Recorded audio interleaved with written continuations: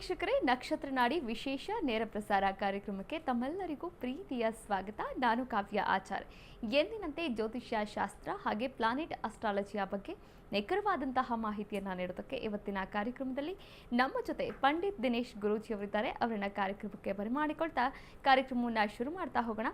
ಗುರುಗಳೇ ನಮಸ್ತೆ, ಕಾರ್ಯಕ್ರಮಕ್ಕೆ ಸ್ವಾಗತ. ಓಂ ಶ್ರೀ ಗುರುಭ್ಯೋ ನಮಃ.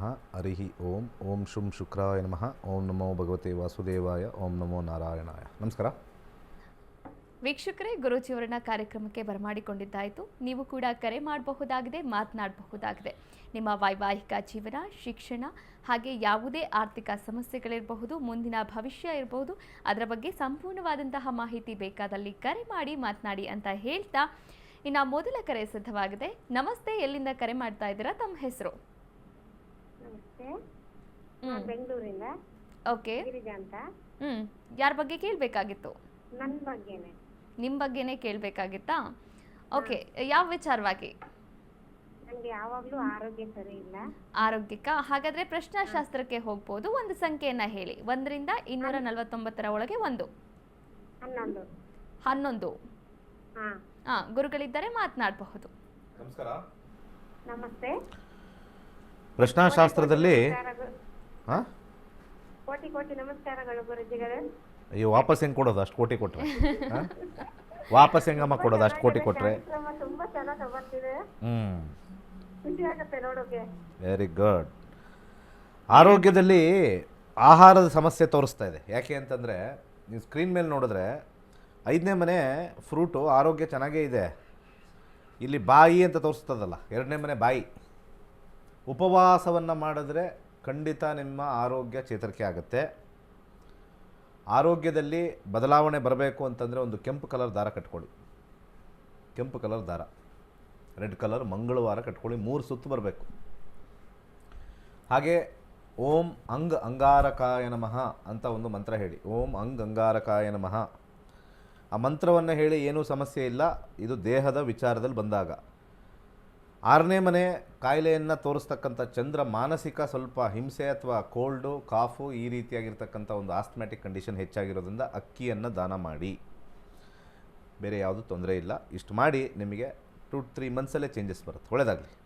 ಕರೆ ಮಾಡಿದ್ದಕ್ಕಾಗಿ ಧನ್ಯವಾದಗಳು. ವೀಕ್ಷಕರೇ, ನೀವು ಕೂಡ ನಕ್ಷತ್ರ ನಾಡಿ reiki healing online course July 23ರಿಂದ ಆರಂಭವಾಗ್ತಾ ಇದೆ. ಇದಕ್ಕೆ ನೀವು ಕೂಡ ಜಾಯ್ನ್ ಆಗಬಹುದು. ಹಾಗೆ ನಕ್ಷತ್ರ ನಾಡಿ ರೇಖಿ ಹೀಲಿಂಗ್ ಬಗ್ಗೆ ಸಂಪೂರ್ಣವಾದಂತಹ ಮಾಹಿತಿಯನ್ನು ಪಡೆದುಕೊಳ್ಬಹುದು ಅಂತ ಹೇಳ್ತಾ ಮತ್ತೊಂದು ಕರೆ ಸಿದ್ಧವಾಗಿದೆ. ನಮಸ್ತೆ, ಎಲ್ಲಿಂದ ಕರೆ ಮಾಡ್ತಾ ಇದ್ದೀರಾ? ತಮ್ಮ ಹೆಸರು?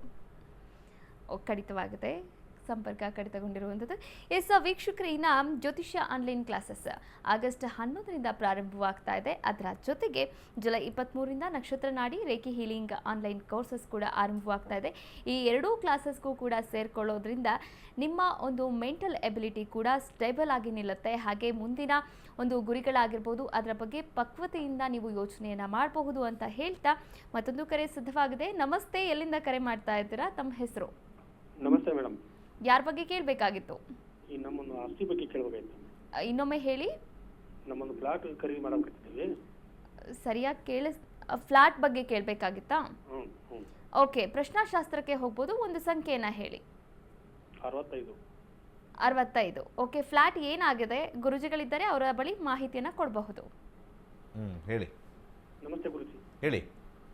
ಒಂದು ನಮ್ಮ ಸಮಾಜದವರು ಒಂದು ರಿಯಲ್ ಎಸ್ಟೇಟ್ ಮಾಡಿದ್ದಾರೆ ಗುರುಜಿ. Okay, very good.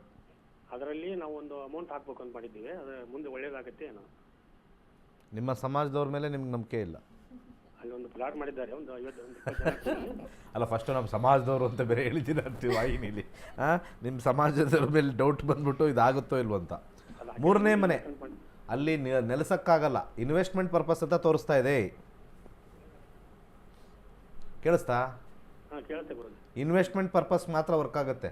ಮನೆ ಕಟ್ಟೋದಕ್ಕೆ ಸ್ವಲ್ಪ ಕಷ್ಟ. ಅರ್ಥ ಆಯ್ತಾ? ಇನ್ವೆಸ್ಟ್ಮೆಂಟ್ ಚೆನ್ನಾಗಾಗುತ್ತೆ ಗುರುಜಿ.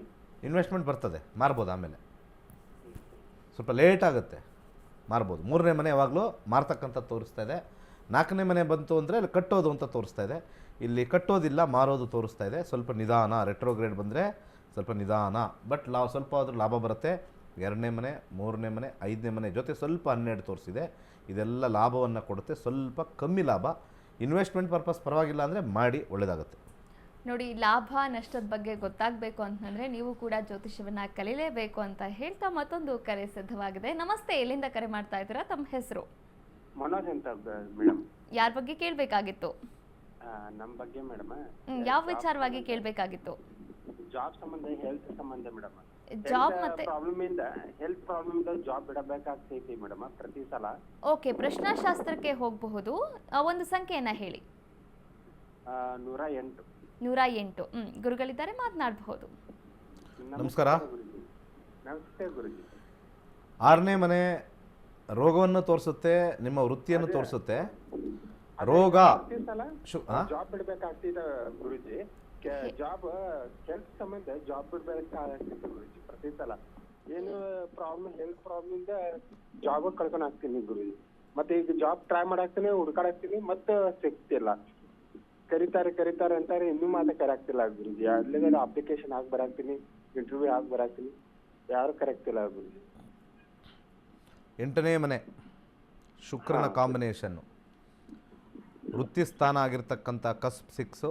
ಅನಾರೋಗ್ಯ, ದೀರ್ಘಕಾಲದ ಅನಾರೋಗ್ಯ ಬಂದೇ ಬರುತ್ತೆ. ಸ್ವಲ್ಪ ಸಕ್ಕರೆ ತಿನ್ನೋದು ಕಮ್ಮಿ ಮಾಡಿ, ಶುಗರ್ ಕಮ್ಮಿ ಮಾಡಿ, ನಿಮ್ಮ ಆರೋಗ್ಯ ಚೆನ್ನಾಗಾಗುತ್ತೆ. Shukra is the planet for sugar, sucrose and glucose ಅಂತ ಕರಿತೀವಿ. ಅದನ್ನು ಇಂಟೇಕ್ ಕಮ್ಮಿ ಮಾಡಿ, ನಿಮ್ಮ 8ನೇ ಮನೆ ಅಭಿವೃದ್ಧಿ ಆಗುತ್ತೆ. ಹಾಗೆ ಈ 8ನೇ ಮನೆಗೆ ಬರ್ತಕ್ಕಂಥ ಶುಕ್ರ ಏನಾದರೂ ಈ ಒಂದು ಹಯಾಸಿಂತ್ ಬೀನ್ ಅಂತ ಹೇಳ್ತಾರೆ, ಅವರೇ ಕಾಳನ್ನು ನೀವು ಪ್ರತಿ ಶುಕ್ರವಾರ ಬಡವ್ರಿಗೆ ದಾನ ಮಾಡ್ತಾ ಇದ್ದರೆ ಅನಾರೋಗ್ಯದಿಂದ ಆರೋಗ್ಯ ಕಡೆ ಬರ್ತೀರಾ.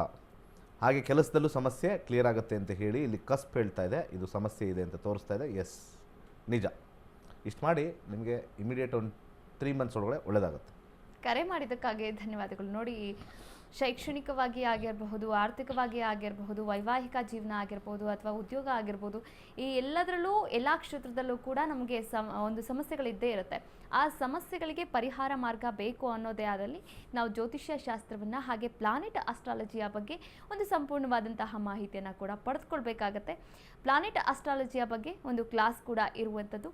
ಆಗಸ್ಟ್ 11ನೇ ತಾರೀಕಿಂದ 108ನೆಯ ಬ್ಯಾಚ್ ಆರಂಭವಾಗ್ತಾ ಇದೆ. ನೀವು ಕೂಡ ಆ ಒಂದು ಬ್ಯಾಚ್ಗೆ ಆರಂಭವಾಗ್ಬೋದು. ಗುರೂಜಿಯವರ ನೇತೃತ್ವದಲ್ಲಿ ನೀವು ಕೂಡ ಜ್ಯೋತಿಷ್ಯವನ್ನು ಕಲಿಬಹುದಾಗಿದೆ, ಹಾಗೆ ನಿಮ್ಮ ಜೀವನವನ್ನು ಕೂಡ ರೂಪಿಸ್ಕೊಳ್ಬಹುದಾಗಿದೆ. ಇನ್ನು ಇವತ್ತು ವಿಶೇಷವಾಗಿ ಒಂದು ಟಾಪಿಕ್ ಬಗ್ಗೆ ಮಾತನಾಡ್ತಾ ಹೋಗೋಣ. ಗುರೂಜಿಯವರು ಇವತ್ತು ಯಾವ ವಿಚಾರವಾಗಿ ತಿಳಿಸ್ಕೊಡ್ತಾರೆ ಗುರುಗಳೇ? 15 ದಿವಸ ಕಲಿಬೋದಾ? ಎಲ್ಲರಿಗೂ ಡೌಟು. ಹೌದು. ಹಾಗೆ ಭಾಳ ಇಂಪಾರ್ಟೆಂಟ್ ಆಗಿರ್ತಕ್ಕಂಥದ್ದು ಏನು ಅಂದರೆ, ಜ್ಯೋತಿಷ್ಯ ನಮಗ ಇದು ಆ್ಯಕ್ಚುಲಿ ಎಲ್ಲರೂ ಒಂದು ಅವಲೋಕನ ಮಾಡಬೇಕು. ಜ್ಯೋತಿಷ್ಯ ನಮಗಲ್ಲ ರೀ, ಅಲ್ಲಿ ದೇವಸ್ಥಾನದಲ್ಲಿ ಕೂತಿರೋರಿಗೆ, ಈ ಮೆಟ್ಲು ಕೆಳಗಡೆ ಕೂತಿರೋರಿಗೆ, ಮೆಟ್ಲು ಇರ್ತದಲ್ಲ ಹತ್ತು ಸೈಡಲ್ಲಿ ಸೊಂದಿರ್ತದೆ, ಆಮೇಲೆ ಯಾವ್ದಾದ್ರು ಒಂದು ಹೋಟ್ಲಲ್ಲಿ ಒಂದು ರೂಮ್ ಮಾಡ್ಕೊಂಡಿರೋರಿಗೆ, ಆಮೇಲೆ ಸುಮ್ಮನೆ ಈ ಕೇರಳದ ಮಾಂತ್ರಿಕರು ಅಂತೆಲ್ಲ ಬರೆದಿರ್ತಾರಲ್ಲ, ಕೇರಳ ಮತ್ತು ಎಂಥದ್ದು ಇನ್ನು ಯಾವುದೋ ಮೂಕವಾಗಿರ್ಬೇಕಲ್ಲ ಹೋಗಿ ಮೂಕಾಂಬಿಕಾ ಜ್ಯೋತಿಷಾಲಯ ದೇವ್ರ ಹೆಸರು ಇಟ್ಕೊಂಡು ನಮ್ಮನ್ನು ಮೂಕರು ಮಾಡ್ತಾರೆ. ಮೂಕಾಂಬಿಕಾ, ರಾಘವೇಂದ್ರ ಜ್ಯೋತಿಷಾಲಯ, ರಾಘವೇಂದ್ರ ಸ್ವಾಮಿಗಳು ಜ್ಯೋತಿಷ್ಯದ ಬಗ್ಗೆ ವಿಚಾರಣೆ ಹೇಳಿಲ್ಲ, ಕರ್ಮದ ಬಗ್ಗೆ ಹೇಳಿದ್ರು. ಯಾವುದೇ ಜ್ಯೋತಿಷಾಲಯ ನೋಡಿ, ರಾಘವೇಂದ್ರ ಜ್ಯೋತಿಷಾಲಯ, ರಾಘವೇಂದ್ರ ಇವರ ಇದ್ರ ಹತ್ರ ಮಂತ್ರಾಲಯಕ್ಕೆ ಹೋದರೆ ಅಲ್ಲಿ ಜ್ಯೋತಿಷ್ಯದ ಪದವೇ ಇಲ್ಲ. ಹೇಗೆ ಅದನ್ನು ತಗೊಳ್ತಾರೋ ವೆರಿ ಡಿಫಿಕಲ್ಟ್. ಸೈಂಟಿಫಿಕ್ ಆಗಿ ಕರ್ನಾಟಕದಲ್ಲಿ ಎಲ್ಲೂ ಹೇಳಲ್ಲ. 15 ದಿವಸದಲ್ಲಿ ಅದಕ್ಕೆ ಕಲಿಸ್ತಾ ಇರೋದು. ಎಷ್ಟೋ ಜನ 15 ದಿವಸದಲ್ಲಿ ಕಲಿಬೋದಾ ಅಂತ ಹೇಳೋಕ್ಕೆ ನಿದರ್ಶನ ಇದೆ.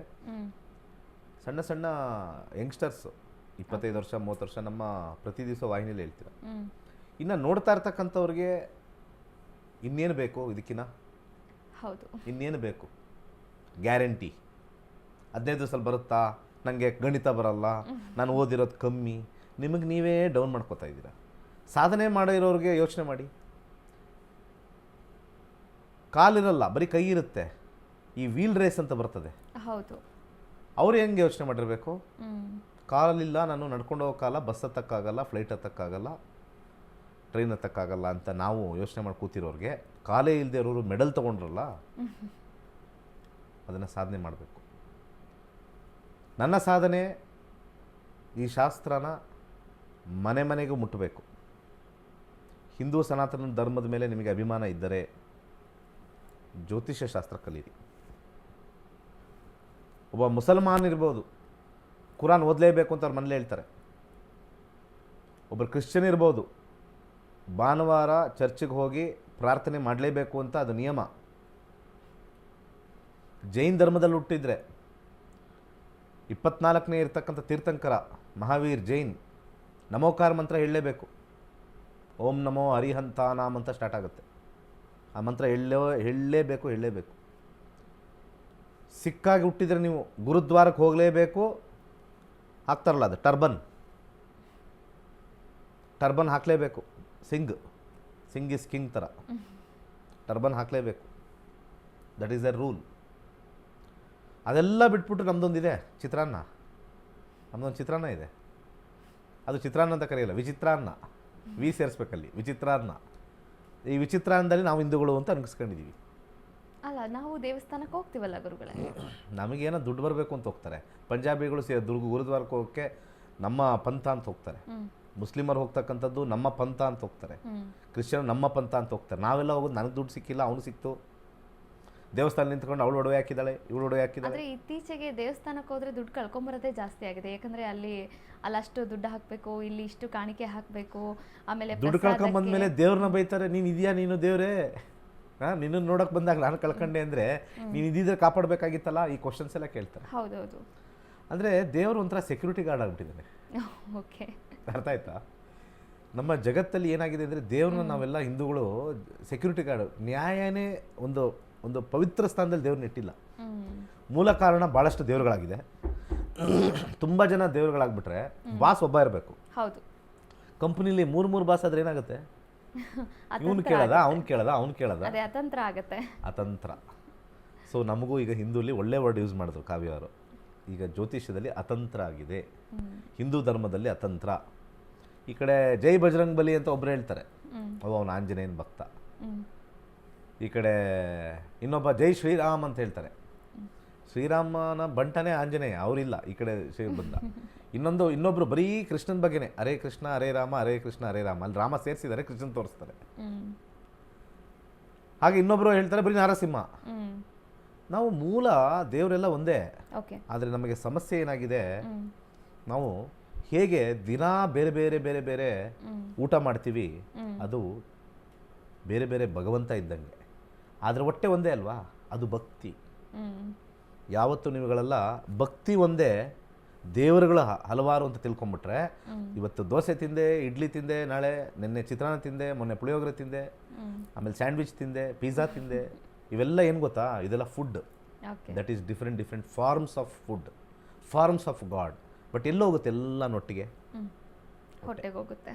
ಸೊ ಜ್ಯೋತಿಷ್ಯ ಕಲೀರಿ, ಅದು ಹೊಟ್ಟೆಗೆ ಹಾಕೊಳ್ಳಿ ನೀವು, ಒಳ್ಳೇದಾಗುತ್ತೆ. 15 ದಿವಸ 15,000 ನಮ್ಮದು ಚಾರ್ಜ್ ಅಷ್ಟೇ. 15,000ಅಲ್ಲಿ you will see your bright future. ದೇವರ ಆಟ ಜ್ಯೋತಿಷದಲ್ಲಿ ನೋಡ್ತೀವಿ. ದೇವರ ಆಟ. ಓಕೆ ವೀಕ್ಷಕರೇ, ದೇವರ ಆಟ ಬಲ್ಲವರು ಯಾರು ಅಂತ ಕೇಳ್ತಾರೆ. ಆದರೆ ದೇವರ ಆಟ ತಿಳ್ಕೋಬೇಕು ಅಂದರೆ ಜ್ಯೋತಿಷ್ಯವನ್ನು ಕಲೀರಿ ಅಂತ ಹೇಳ್ತಾ ಕಾರ್ಯಕ್ರಮದ ಕೊನೆಯ ಹಂತವನ್ನು ತಲುಪಿದ್ದೇವೆ. ಇವತ್ತಿನ ಒಂದು ಸಂಚಿಕೆಯಲ್ಲಿ ತುಂಬ ವಿಚಾರಗಳನ್ನು ಗುರುಜಿಯವರು ತಿಳಿಸ್ಕೊಟ್ರು. ಧನ್ಯವಾದಗಳು ಗುರುಗಳೇ. ಸರ್ವೇ ಜನ ಸುಖಿನೋ ಭವಂತು. ವೀಕ್ಷಕರೇ, ಇದಾಗಿತ್ತು ಇವತ್ತಿನ ನಕ್ಷತ್ರ ನಾಡಿ ವಿಶೇಷ ನೇರ ಪ್ರಸಾರ ಕಾರ್ಯಕ್ರಮ. ನೋಡ್ತಾ ಇರಿ ಅಶ್ವವೇಗ ನ್ಯೂಸ್. ಇದು ಸತ್ಯಾನ್ವೇಷಣೆಯ ಓಟದಲ್ಲಿ.